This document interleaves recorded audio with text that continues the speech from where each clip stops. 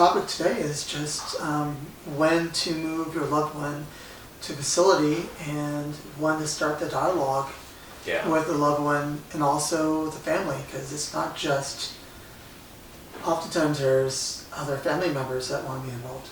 Yeah, so the conversations that are happening. So when the best time to start having the conversation is right after a diagnosis. Oh yeah. Is kind of, they should be discussing what that timeline looks like. And it's really hard to make that diagnosis sometimes unless it's really early onset. Yeah. So there's a difference really between someone who is unfortunate to get these diagnoses. I've seen the earliest I've really seen is 40s. People can be diagnosed as early as their early 30s, but I don't see it, or late 30s. Don't ever really see that. Mm-hmm. So. But what do you think the topics of conversation that need to be happening? I think it all depends on kind of the age as well. Okay. So if you have a younger person, let's say in their mid 40s, 45, 46, and usually they can have Alzheimer's disease at that age. Though predominantly I see at that age it's more a Lewy body or something else, right? It's a different form of dementia other than just Alzheimer's. Mm-hmm. And a lot of these people can be pretty functional for a bit, so you might have some time to have these discussions with them. Mm-hmm. And then in that case, you can involve the person as to what they want. Yeah. And that'd be totally fine, because then they're young enough to understand it. What do you think?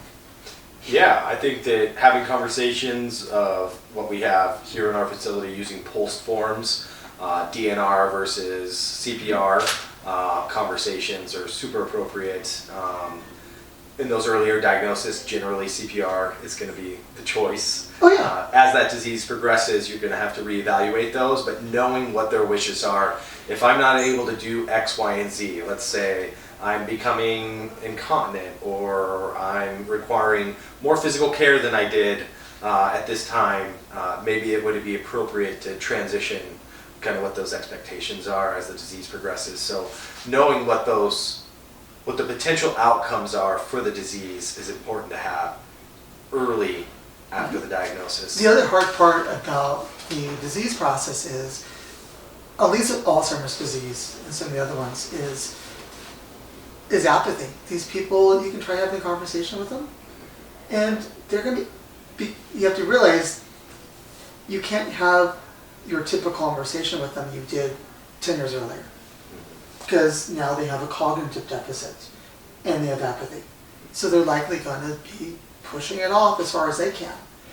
Because the person with the dementia oftentimes doesn't want to confront the dementia because it's really hard. Yeah. To know that you're going to be losing your faculties. Yeah. It can be really hard. Yeah. So it's really important not to promise your loved one that placement wouldn't happen potentially in the future, because the disease is so different in everyone, and some people can stay at home for the entire process and be cared for by a loved one and get some third-party support maybe occasionally throughout the week or at end of life with hospice. But one of the hardest things is when you've promised somebody that you wouldn't place them into a community if their disease got bad enough, and then now you're put into a position where you can no longer provide the care at home anymore, and having to overcome that decision later in life is much harder than it would be. But I'm almost thinking too, we're going back to one after discussion, I think because so many people get dementia in their 80s and 90s, I think everyone loved one, once people hit their 70s, you should have a conversation with your parents, right? It's like, okay, what happens if this happens? You're cognitively intact right now, what would you like to see happen? And you can have a dialogue with them is, at what point do you think it's acceptable for you to go to a facility, right? And so you can have that dialogue with the person, and then you can understand truly what their wishes were. Yeah. Because, when you're trying to make that decision at the moment when they really need to move in, if you never had the discussion earlier, you don't know what their wishes were. Yeah. Would you have any recommendations if they're getting pushback? Pushback from the loved one, like, I don't want to talk about it, it's not going to happen to me. Some people, it's no win. Some people, especially some of these men, they never get it. They will fight to the bitter end that, why are, it's women too. So, but majority of people you can have a frank, reasonable conversation with. But generally, I think a lot of the people that are going to give you pushback are going to be the same people that would give you pushback 20 years earlier on something else. So the personality, I think, stays the same through a lifetime. So you can be rest assured if they're difficult at 20 or 30 or 2, they're going to be difficult at whatever age with dementia. Okay. So, yeah. At that same time that you're having those conversations, probably if you don't already have like legal agreements for power of attorney, it would be a good time to start looking through those avenues of who's going to be responsible if the spouse passes away, who's going to be able to be the decision maker in the case that they cognitively decline to a point where they can't make decisions for themselves anymore. So involving a lawyer and getting those things taken care of at that same time would be likely. And if they're still sound of mind to make those decisions, to sign those paperwork, because it's much harder to get those approvals as somebody declines. And also try to protect your assets too. So, I mean, one family recently, they're expecting, because there's a significant history of Alzheimer's disease in the family. So they actually moved, I'm not sure this is the best way of doing it because it's maybe somewhat gets into ethics, but they transferred a lot of the assets the person would have dementia into other names. Like 10 years before, that way there'd be no tax liability. Yeah. And it'd be easier to get them on, more services at that point. And that protected the other spouse's assets too, so they could have a quality of life. Mm-hmm. So the earlier you start the process, the earlier you can plan ahead and also figure out what to do with assets and how to pay for it. Yeah. There's a lot of conversations that are going to be had, a lot of planning that's going to need to be taking place. Just because you're diagnosed with dementia doesn't mean you need to start touring facilities, but having those conversations, knowing what's available locally, kind of having an idea, word of mouth, if any of your friends or loved ones have also went through the process, having conversations with them, trying to find out what their experience was, and if they have any recommendations.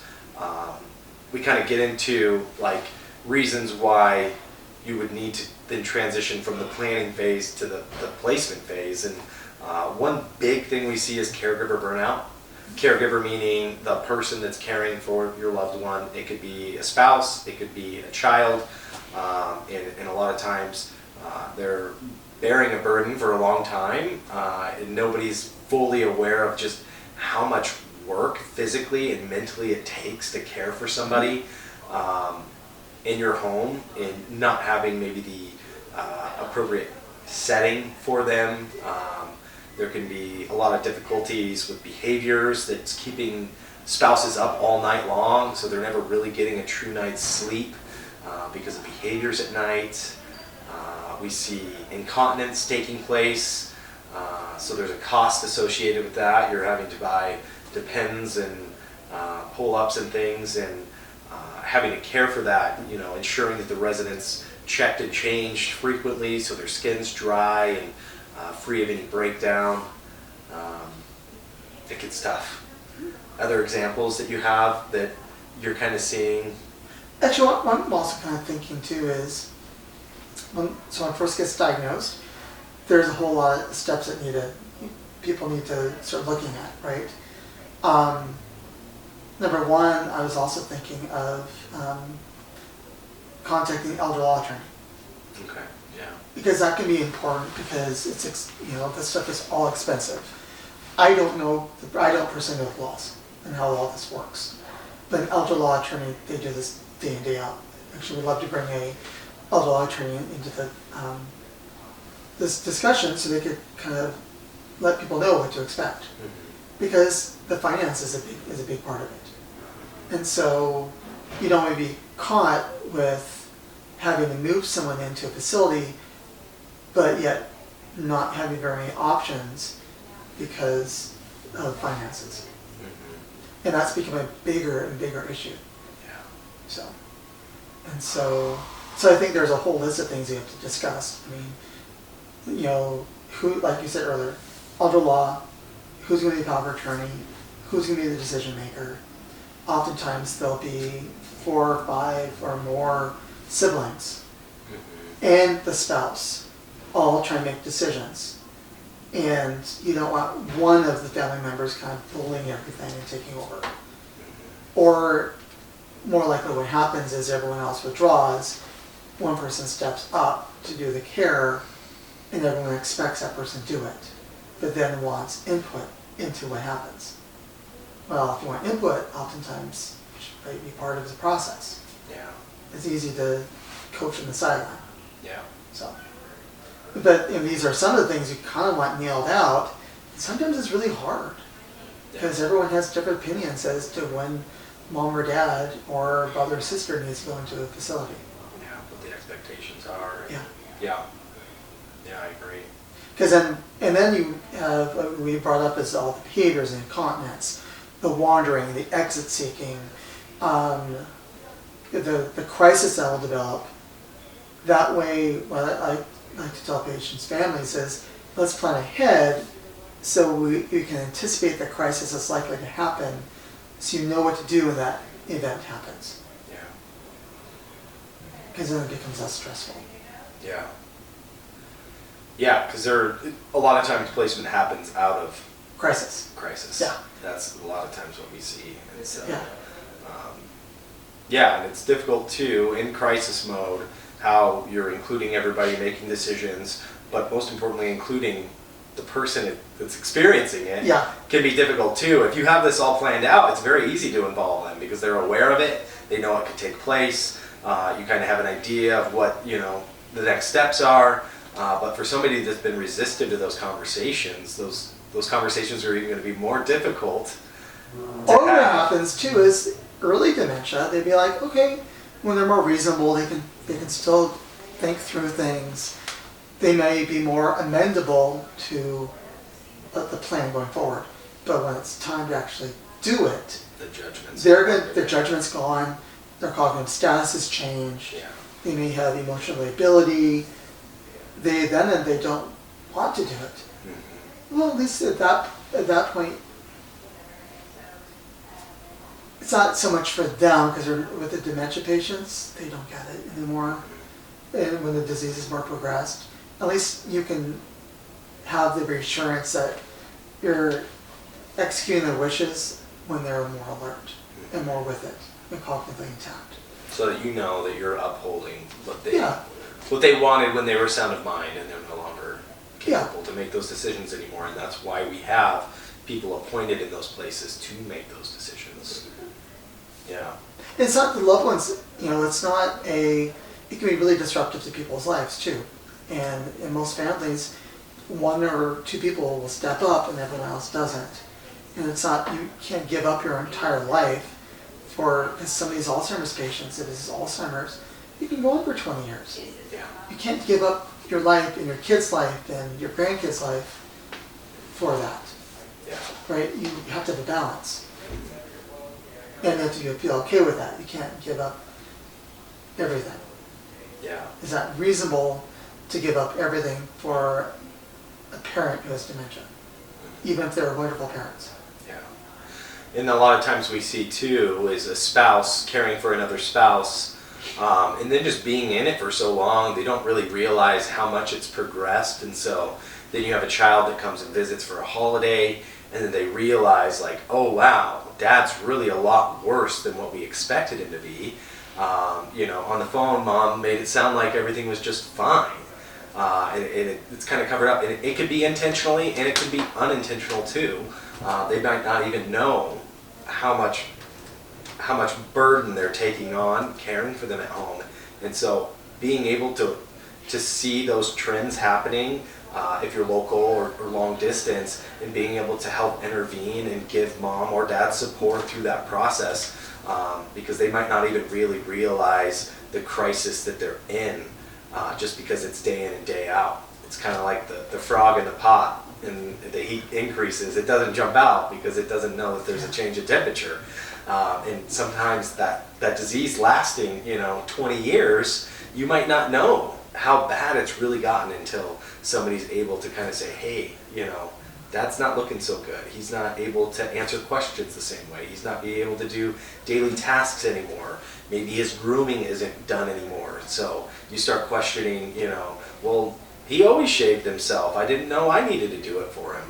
We didn't see some of those changes happening, and so It's almost easier when it's a more aggressive form of dementia, like Lewy body or frontal lobe dementia or prion disease, because it forces us, they're unsafe, totally unsafe, because they're behavioral, they're combative, they're aggressive.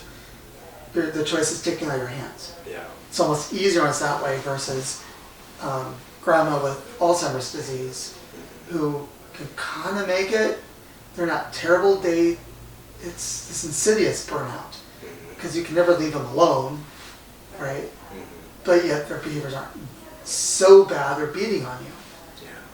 So that's where I think it's really hard for some families, because grandma's not that bad, but taking care of her is exhausting. Yeah. Because she's become incontinent, she's forgetful, you can't trust them around the stove, there's safety issues. Again, so that's, I think, the harder cases, when their behaviors aren't terrible when you do that. Yeah. It's always different from the outside perspective, and so none of it's going to be easy, even in those crisis modes, trying to find out what's going to be the best decision, or even placement. And so if you don't even know about assisted living, that's a lot of times what's happening. A loved one's in the hospital, they've had this crisis or this incident at home, the hospital's saying they're not safe to go home, that we need to keep them here until you find placement elsewhere.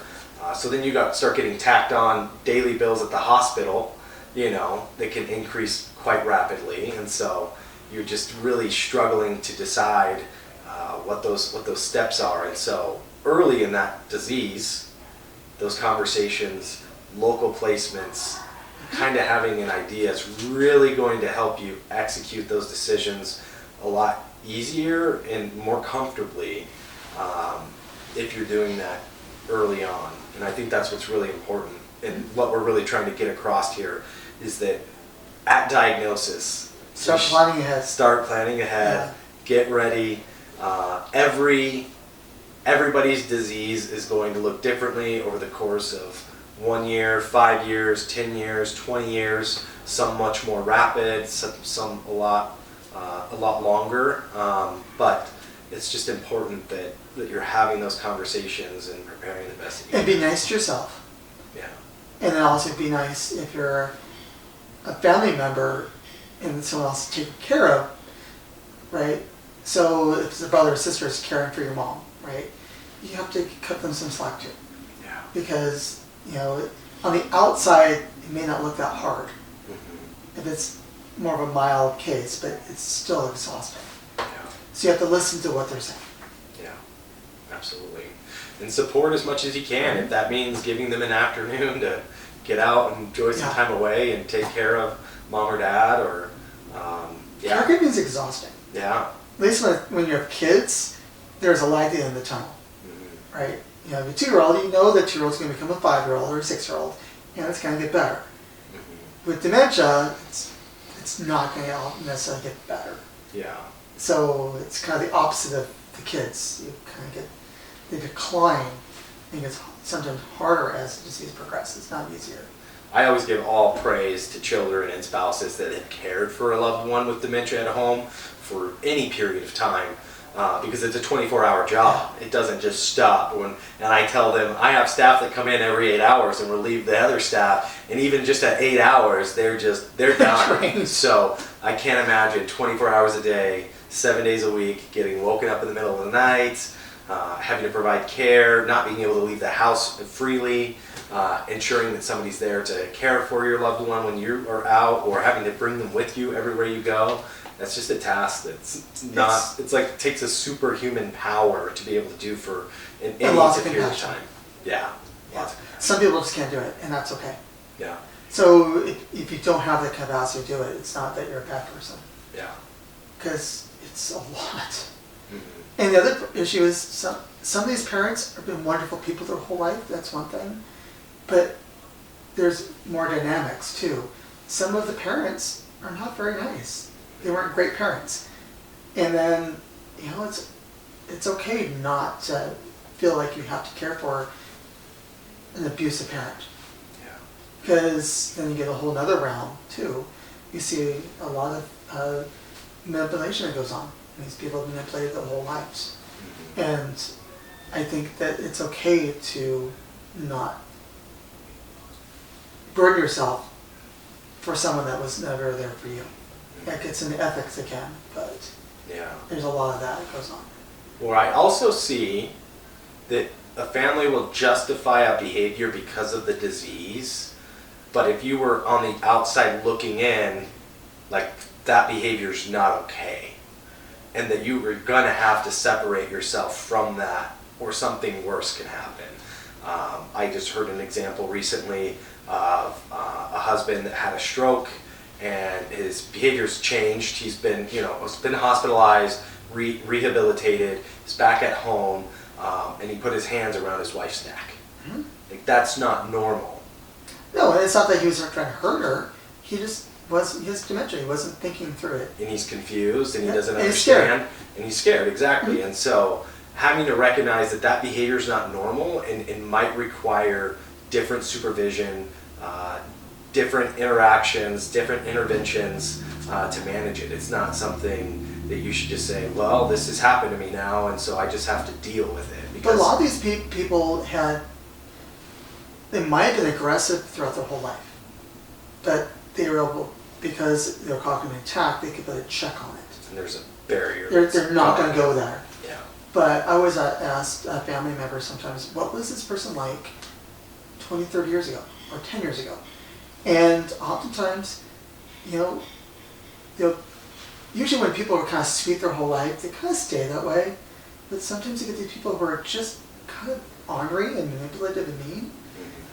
And and then they get dementia, and then the covers are off. They can't stop they can't put a check on their behaviors. Yeah. And then they become difficult. Then they get really difficult because their dementia is progressed. Yeah. You still have all those personality traits, but now it's that plus dementia. And then that's where I see it really gets hard on families. Mhm. So the same family dynamic you go into the dementia with complicates the care of dementia. Mm.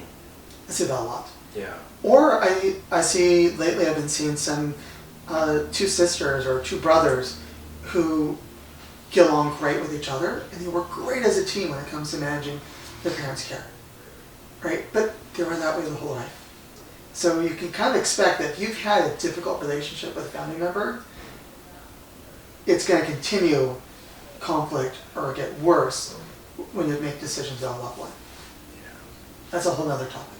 Yeah. I see that a lot. I don't know, do you see that too? At times, yeah. I mean, the family dynamics are difficult. What our interactions are, we usually hone in on one family member, and that's going to be the decision maker and the person that we're reporting to, and all the family dynamics are happening behind closed doors. So Yeah. I don't get to see a lot of it. We just can't be involved in it. But if they need a care, we can come around and do a.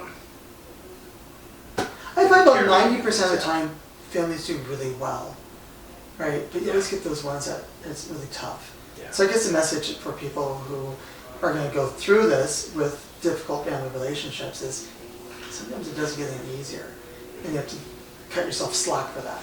Yeah. And that's okay. You don't need to burn yourself out fighting with people, because sometimes you just can't win.